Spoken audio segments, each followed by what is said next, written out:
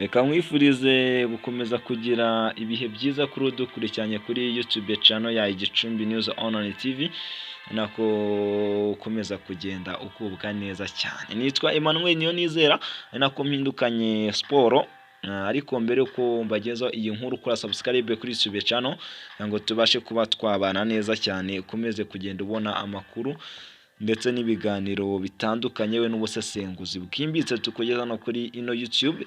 Naho niba utarakora subscribe nayo kora subscribe ngo tubashe kuba twabana neza cyane. Ikindi ibuka gusura ikinyamakuru cya Igicumbi News _rawa ngo nacyo ubashe kuba wabona amakuru tukugezaho atambuka kuri kino kinyamakuru.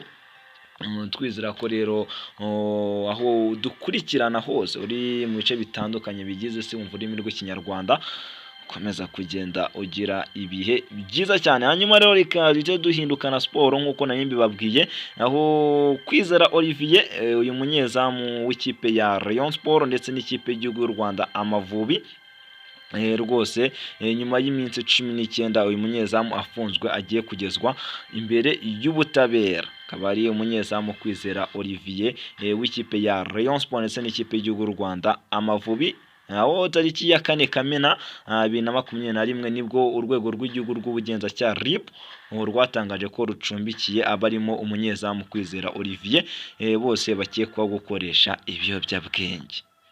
Biteganyijwe rero ko uyu munyezamu tariki ya 24 Kamena 2021 akari kuri uyu munsi aribwo aza kugezwa imbere y'ubutabera agatangira kuburana ku byaha akurikiranweho birimo no gukoresha ibiyobyabwenge.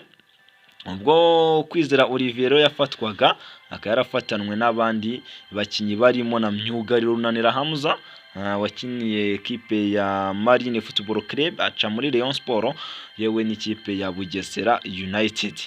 Umuvugizi w'umusige w'urwego rw'ubugenzacyaha RIB Dr Murangira Thierry rwose ubwo yaganaga n'ikinyamakuru Igihe ubwo uyu munyezamu yafatwaga na bagenzi be, akaravuze ko bari bafatanwe urumogi ndetse uyu munyezamu Kwizera Olivier akaba yari kumwe n'abandi bantu bagera ku 8 barimo na Runanira Hamza rwose akaba nawe yari hamwe bari mu rugo rwa Kwizera Olivier.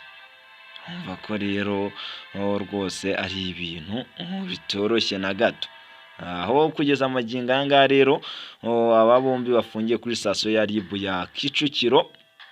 Aho kandi Dr Murangira Thierry avuga ko aba bose bahise bajyanwa gupimwa muri laboratwari y'u Rwanda y'ibimenyetso bya gihanga byifashishwa mu butabera.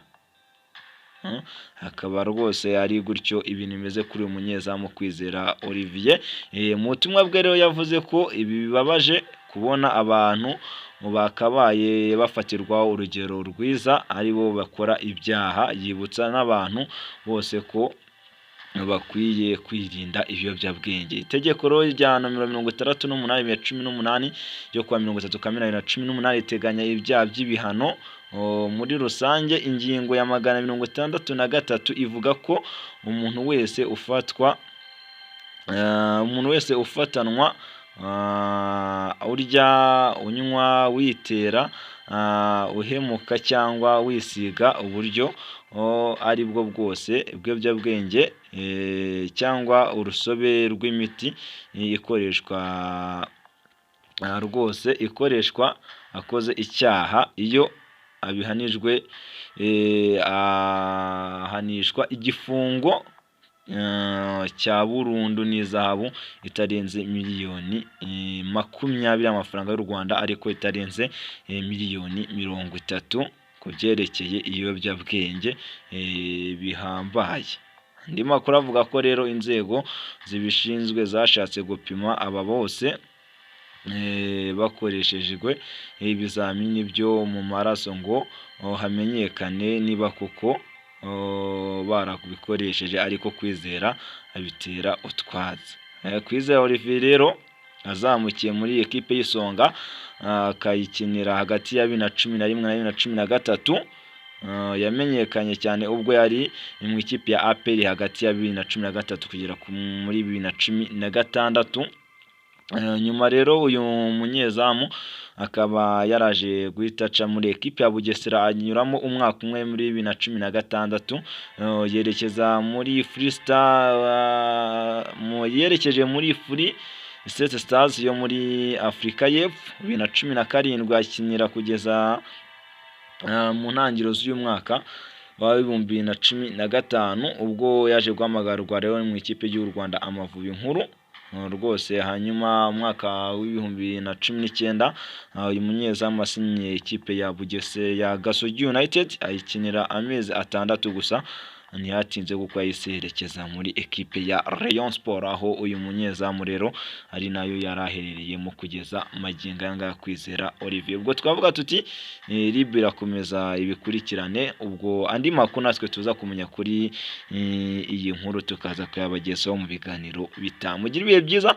Mukomeze muhane natwe hano kuri YouTube channel ya Igicumbi News Online TV, mukomeze kugenda mugira ibihe byiza cyane.